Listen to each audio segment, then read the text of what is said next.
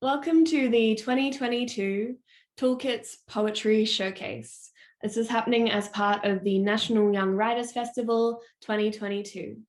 My name is Maddie, and I want to start by acknowledging that I'm filming this on Whadjuk Noongar land.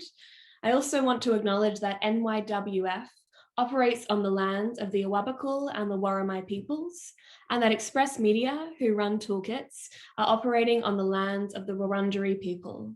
I want to pay my respects to elders past, present, and emerging, and I want to acknowledge that this always was, it always is, and it always will be Aboriginal land. We're here today to share some work from this year's cohort of Toolkits participants. I will also be sharing some poems. Toolkits is a very exciting program, and I'll also be sharing a little bit about what Toolkits is, what happens, and what it's personally done for my own career and how much I love Toolkits. So a little bit about me. My name is Maddie Godfrey, or Maddie Godfrey. I'm a writer, an editor, and an educator. I love poetry. I've always loved poetry ever since I kind of started doing performance poetry and slam, and that's where my career kind of started. Now I'm really excited that I get to teach poetry. It makes me really happy, it makes me really excited, and it's something that I deeply, deeply love. I teach in a university, and I also teach for organizations like Express Media, and I teach freelance workshops. Most of all, I'm really passionate about empowering people to tell their stories in their ways and to believe in the significance of their boring or everyday or ordinary moments, and to start to see how these tiny little fractured moments of existence can be made into these exciting poems. I think teaching poetry is probably as much fun as writing poetry, depending on the day and depending on the students. This brings me to our students, or our cohort of our participants in Toolkits Poetry 2022. I read through all the applications this year, and it was such a difficult process trying to narrow it down to 10 successful applicants. What really stood out to me with these 10 is their absolute enthusiasm for learning. They're all at different points in their careers. Some are already editing, some are already teaching, and some are still writing their first poems, which I think is just as exciting. What stands out to me is they all have come from a breadth of experience, and they all read different poets, from contemporary poetry to kind of the old school classics. And regardless of that, they all want to experiment, and they all want to see what they can do and push what they can do with a poem. I think this is what makes me really excited about what we've got to do, what we've got coming forward in the program, is this enthusiasm to be challenged and to learn to move beyond what we're doing and to embrace new poetic possibilities. As a teacher and educator, I don't think you can ask for anything better. So I'm so excited that you'll get to hear from them tonight. So Toolkits is a program run by Express Media. It's actually called Toolkits Connect, but I shorten it to Toolkits because I think that sounds kind of cool. So Toolkits Connect is a 12-week program for writers aged 30 and under to develop their skills in a unique and exciting online environment. Toolkits is run by Express Media. Express has been around for over 30 years, so longer than I've been alive, developing, supporting, and promoting young writers through workshops that develop skills, through opportunities for constructive feedback and publications like VoiceWorks, and through awards and programs that recognize excellence. Toolkits Connect is generously supported by Australian Poetry and the Copyright Agency's Cultural Fund. I want to make specific note of VoiceWorks magazine. VoiceWorks is a magazine run by young people for young people. I was on the editorial committee of VoiceWorks for many years, and it taught me a lot.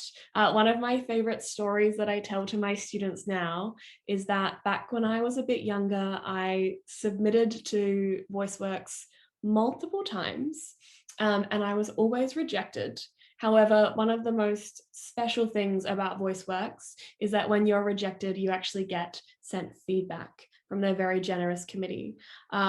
And so I got that feedback. I was very grateful. And then I applied to be on the editorial committee. And I was on that committee until I became too old to be involved in VoiceWorks. I find it really cool and kind of funny that I never got accepted, but I ended up having such an intimate and generous relationships with VoiceWorks and the editors at the time.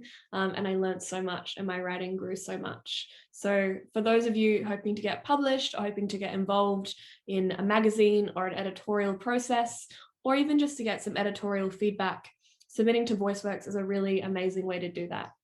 I also want to note that Express Media runs some really cool prizes and grants. I've been lucky enough to receive the Cat Muscat Fellowship a few years ago, and that really helped me to get some writing done and to believe in myself and believe in the project that I was working on, that it could exist and would exist, and that other people believed in it, not just me.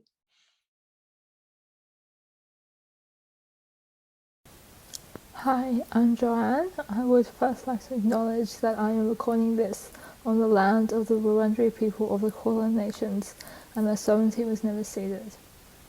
I would like to share two pieces. One is a piece I wrote earlier this year around the 5-year anniversary of Melodrama by Lord, and it is simply titled Melodrama 5 Years. The other is an interactive poem that was published through VoiceWorks Online, titled Don't Break. Thank you to Express Media, Australian Poetry and National Young Writers Festival for this opportunity. Melodrama, 5 years. Some nights, like standing at a station underneath loss or perhaps aliveness. Been coming of age for a while now, I think. Still, it's hard to let go. I want to clutch the fleshy heart of this place, feel a pulse, flicker into tender existence, flame on a beaker. How I can't stand to be alone. On Friday, a tram was taking me out of Fitzroy, and for a moment, the sudden sensation of moving backwards, disorienting like the telltale rush of dizziness a moment before fainting. How a strike of lightning flashes as a warning before thunder crosses the same distance, and if you count between, you can tell how far away the storm is. Seafoam skies this week, double rainbow after afternoon shower, full moon bright against the night, the colour of Lord's homemade dynamite. How being on an aeroplane can feel like not moving at all, something about relativity maybe, or the fact that air is nothing like the road or the railway, reveals nothing. Wondering if I should stay to see summer steal the city, so generous and sometimes even forgiving, and always a river rushing out of reach. Learning lately that transition is constant. For me, and the seasons, and the moon, and the tides, and the friends I call mine, and the ones I don't call anymore, and for my mother too, I think.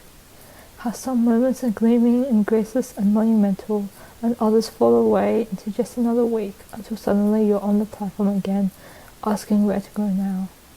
Trying to let yourself feel, spinning, searching, arms outstretched.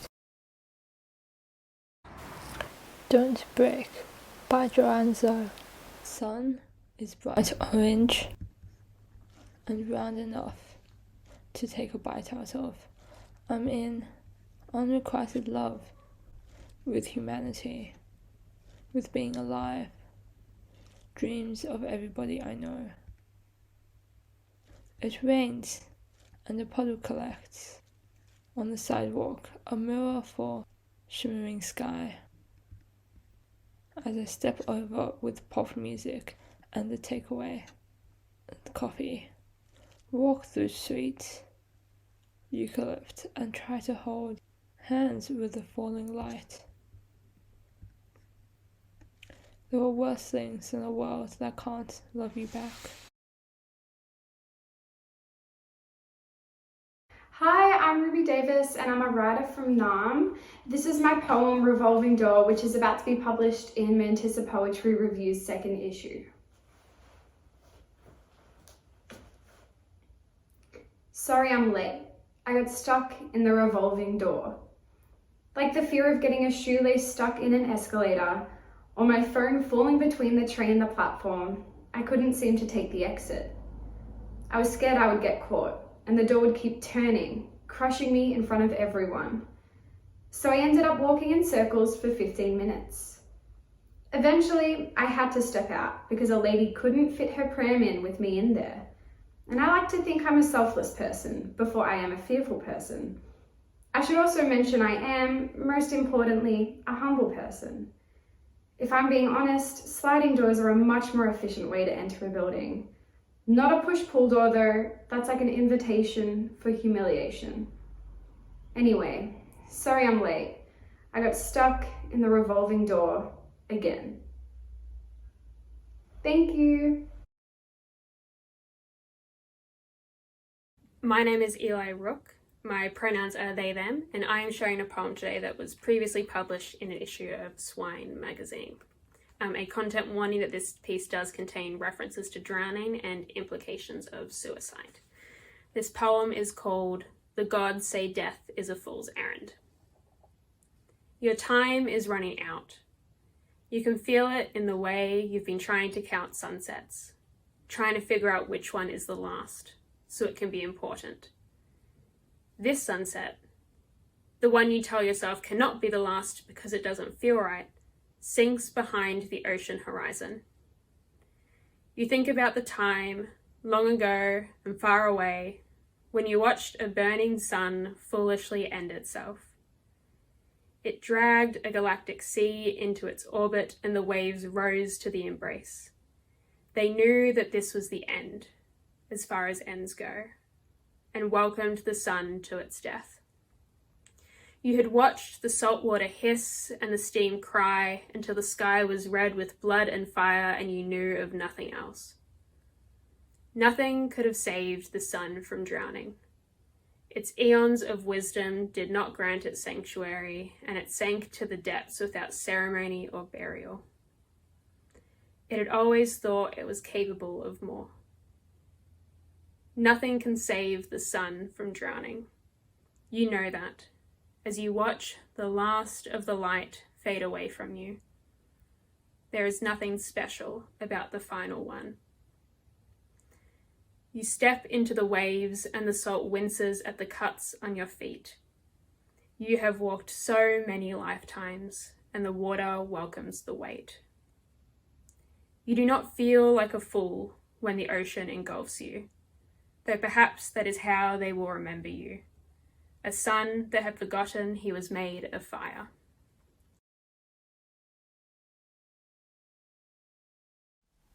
Eleanor.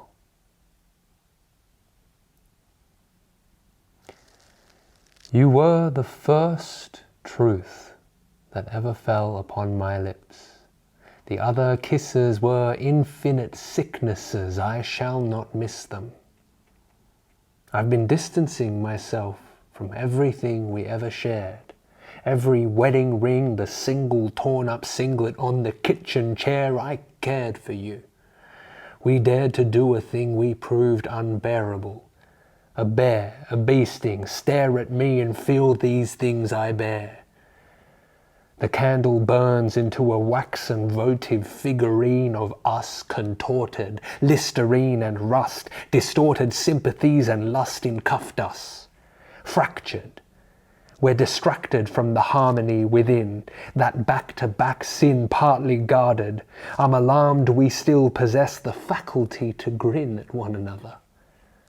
Patrons watching through this double-sided frosted glass, and smiling as the rain comes down and sacrifices court the last of all the many insecurities that led us to this place. This garden path is torn up, baby. Who said this would be a race? Efface the pains we poured on one another's shoulders, glaze the past, and pace yourself before you handle any other vagrant's glass. The shards still prick us where we walk. We talk and talk, but still we fashion from the horrors of the underworld the forks that curl and stalk us. Hurl yourself into some torture. Burn the wickedness at last, and I, in synchronous, will fast until the soldiers all have passed from us. In darkness, dust and largesse suffocates the early grave, a slave to pearly gates, a knave who falls in misfortuned debates. I'll wager every fucking moment for this saviour to depart and leave the breeze that whistles nothingness into this empty heart. Again we start. As friends we laugh and watch us fall apart. But in the end, we say to gods in thunder halls, I came, I harvested, I fastened every star to this dark belt and cut the rope. I saw in solemn visages the absolute devoid of hope. I burned myself 1,000,000 times to just once see you bloom. And every burning was an etch mark made into my own entombment. Wombs and gloomy catfights cultured on a cynicist's pen. Acidic denizens come forth and be remorsed again. Divorces, Porsches, gains and losses. Softness humbles me, my lord. The doctor's country is another 40 days beyond this port. And so I walk and stalk these hallowed grounds as matchsticks in a farm. I wait the sound of an alarm to grate myself against a calloused arm, and watch the ashes ballast all the cataclysm guarded. I'm a sergeant of this battle, and I'm starting to unravel all of time. Another exciting part of this program is Toolkits Live. Toolkits Live are sessions that go online. They are not just accessible to participants, but to members of the public like yourself. They go on YouTube, and you can see me talking to our industry expert, Jacinta from Australian Poetry, who'll be talking to me about parts of the industry, publications, getting edited, getting published, and all of this kind of industry expertise stuff. I will also be talking to poet Ray White. Poet Ray White is a poet, an amazing person. They are incredibly creative. They just released another book, which is about being non-binary and writing poems. Very fond of both our guests, and you can catch me talking to them in October on the, let me check the date, on the 18th and the 19th of October. Those sessions will be on YouTube.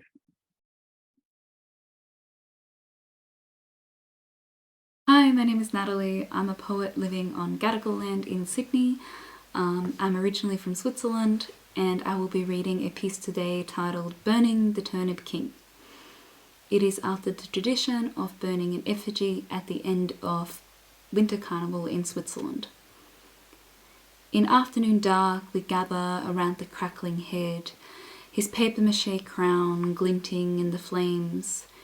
Teasing us, he delays his broadcast of spring's arrival, so the jesters put inflated pig bladders to rest, hold hands and dance tightening rings around the pyre. Carved smiles on turnip masks hide uncles, aunts, my brother who's old enough to join them. Fire melts confetti-stained snow into wet socks. My hands in silent rosary prayer with the pink plastic beads on my princess dress, pulled over ski jacket and thermals, catching tiny yarn loops and sequin edges. This is the last dress my grandma will sew for me. Already her finger joints are swollen, but I haven't faded into a stranger yet. This morning she was on her float, carnival queen of adopted home, adopted myth, adopted accent. Her consort is Lota, who still knows exactly how to call her chérie. They stand there waiting for spring to explode out of the king's head.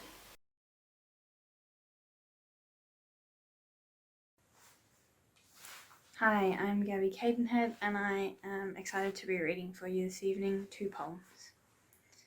The first one is kind of a letter to my tween or teenage self, and it's called You Are Not Like the Other Girls. Your wholeness spills over the edges of girlhood, soaks up blues and greens and yellows to make art out of gender. Deep inside you there is a name you haven't yet learnt to say. You will try tomboy for a time until it too is taken away.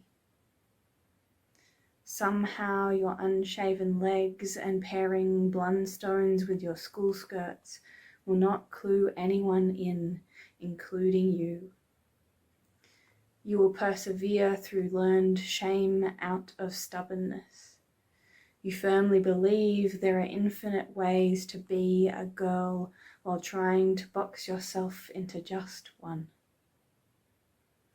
You name God they before realizing you are too.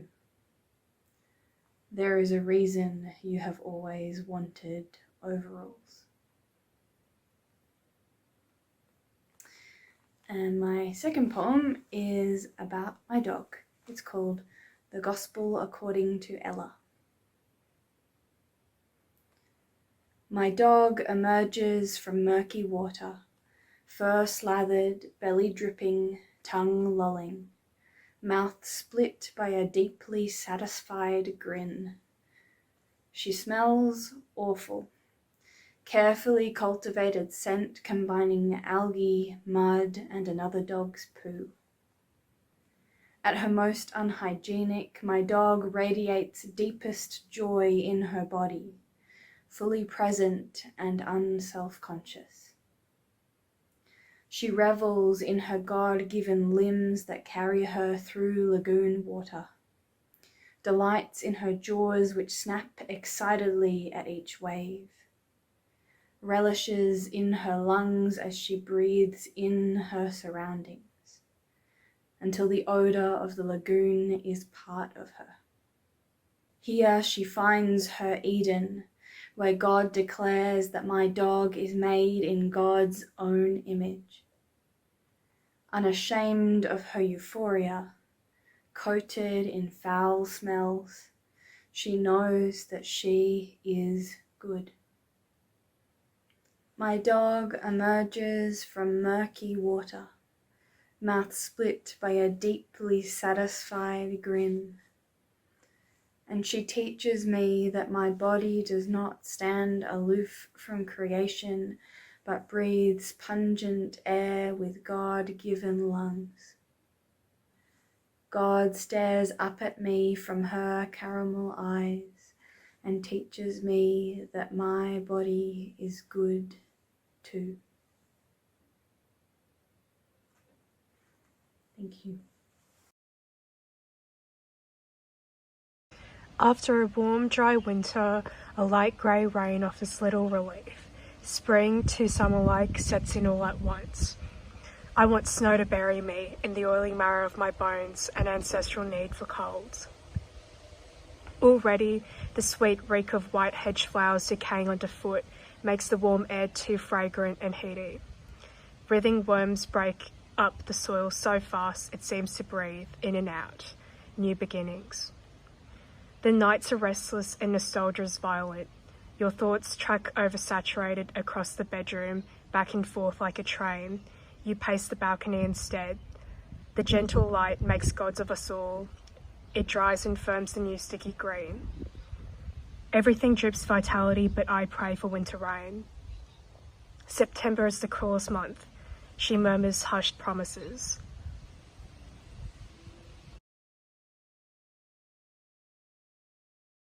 Hello, I'm TAYLA, and it is a pleasure for me to share two of my poems with you today. When sunshine paralyzes. Light is required to sustain each precious life. Plants and animals alike require it to thrive. Nourishing all cells, it's transformed into energy. Finite yet renewable, we create a synergy. Designed to be replenished by the light upon your skin, creating vibrancy and glow absorbed deep within. But what if these vital beams, life's dynamic waves, were a source of distress, not nourishment a body craves? Instead, your muscles go limp, Your blood drains from your face, your breath a little tighter, your heart begins to race. Because despite what you've been told and how you wish it to be true, now this golden warmth only adds to subdue. When gravity in all its might pulls at full force, the sun's radiant heat draws you away from your course. Your will to stay strong and present can no longer prevail. You sadly must retreat as your muscles begin to fail. You surrender to the power of time, imagination you embrace. It tests beyond compare your faith in purpose and in grace. To visualize and create a striking new reality, the deepest part of your soul finds peace, some form of clarity. Acceptance that you are no longer the solitary controller. Control shifts to a great power, an unknown composer. Falling into peace.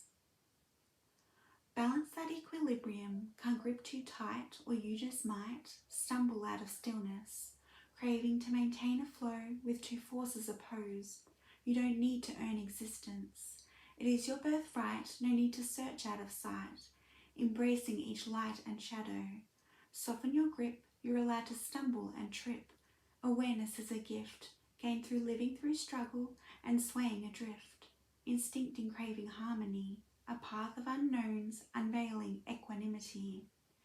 Now that's one giant leap, to have faith and trust, or just believe, to release creative control, the instinct to think, judge and problem solve, where moments of peace are found. Between each breath, connection remains sound. One of the things that's really important to me about Toolkits is how much I feel I've learned from it, both participating and teaching with Express previously. I'm always challenged about what a poem can be, what a poem can do, and I think we come into poetry sometimes with these limitations on what we think we can write, what we think we're good at, what we think we're capable of. And I think programs like Toolkits that immerse you in a syllabus and immerse you in a community as well, they're so important because they teach us that being a writer isn't being locked alone in a dark room all of the time, although some of the time it is, but that there's also this potential for collaboration and peer learning and peer workshopping, and that some of the best learning experiences are conversations or arguments or moments where we share the things we love. And I think Toolkits centers that experience, and that's what makes me so excited about it and so excited to work with these amazing, incredible, motivated young writers who have so much they are already doing. It's going to be amazing. And now I think I've said everything I want to say about Toolkits. Now I'm going to share some of my own poems with you.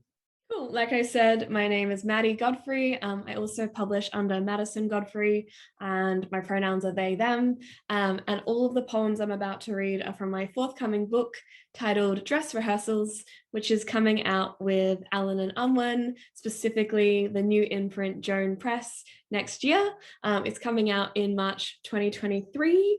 It's a book of poems that document a decade of performing womanhood or performing a very specific kind of femininity. And I'm really excited to share some of the poems with you. Thanks for listening. 16. I stuff lyrics in my skirt pockets like tissues in a bra. I have a crush on a boy who makes me feel small when he stares at me. I look down and blush on cue. Yet when I stand in front of a kick drum, each foot pedal collision carves me a new heartbeat. My sternum thrums like a tuning fork. This is the only room where I am allowed to yell. Elsewhere, my quiet is a currency I am trading for almost affections. We lay on the carpet of his family living room, near a shelf of DVD spines, beside a couch instead of on it, Call of Duty paused on the television. He presses play on such small hands, and I love it immediately. An obsession I begin to define myself by, after a year of pouring myself into the tiny holes of his belt, pretending to be a useful puncture. If mimicry was a love language I had not yet learnt, would I have adopted this song the same way? Sitting on the edge of his bed, facing a wall of band posters pulled from the center of magazines, he asked, "Who do you love more, me or La Dispute?"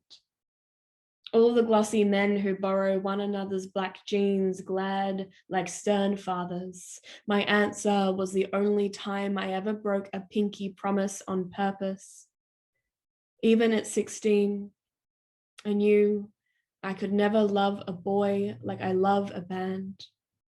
There are no epiphanies in bedroom eyes. My body, still far too much my body when he held me. My heart had no religion when it raced for him.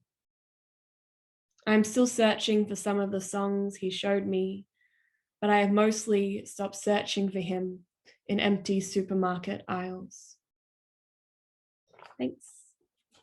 So La Dispute is my favorite band. They are mentioned a couple of times in this manuscript and in this book because they have been a huge part of me learning my voice and learning to be overt and passionate about my obsessions.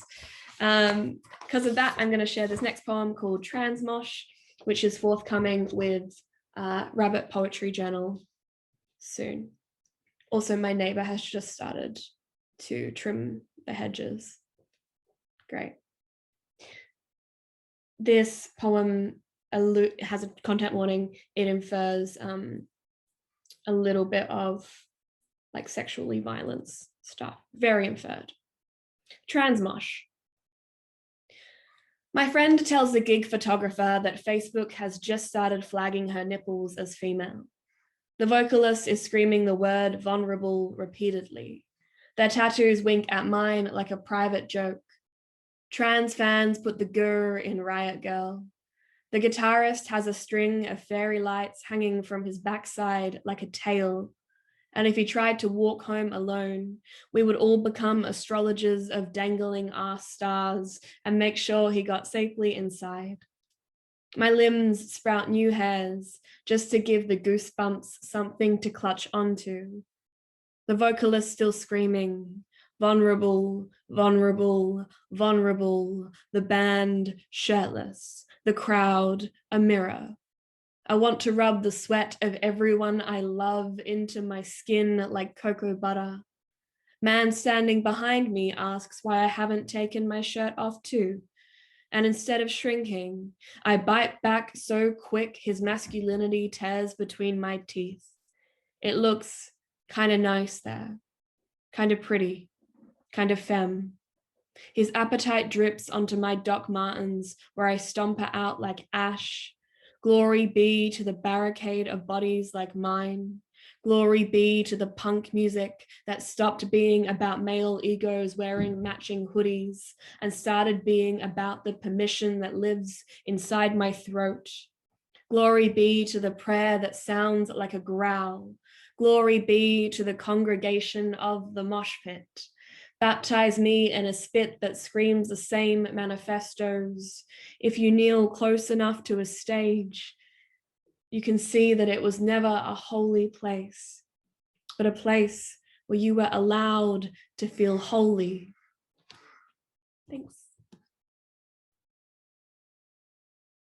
That poem was written during a workshop run by Red Room Poetry with Joelle Taylor, and Joelle got us to write kind of like praise poems to rooms where we explored or found or collaborated in our queerness. So I wrote about mosh pits, obviously, my favorite place. I'm gonna read another poem. This one is titled "The Femme Fatale Goes Home," and it is part of a 20 poem series in the middle of the next book. I'll just read you this one because I like it. The Femme Fatale Goes Home. How boring to be beautiful forever. I walk in on her dancing with legs bent and posture crumpled, a mirror placed face down. She is dangerous in her defiance. She burned the birthing books. She wore only the apron. She moves her shoulders side to side, a knife in one hand and a lime in the other. She cusps the fruit in her palm and carefully cuts, still swaying. Does she ever get to dance without a man or his camera? She gallops clumsy loud towards the dining table, squeezes juice into a bourbon glass. She gulps and opens her mouth wider than I knew she could. Her burp is a prayer I feel guilty for overhearing, a confession shaped like air. What purpose would a throat have, if not an elite room that men can enter? If a woman is a speakeasy, who decides the password? On my living room carpet, she drags her bare feet and sips her drink and squints her eyes and slumps her shoulders and disobeys baselines and unclenches expectations and wiggles her butt and spills her drink and flings her head back and remembers her mouth, and still no siren song comes out.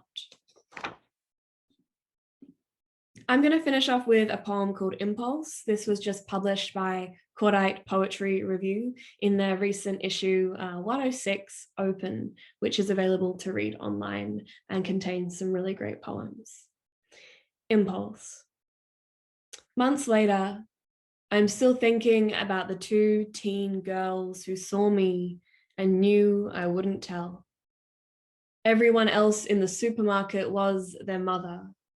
Every other mouth had a muscle memory snarl.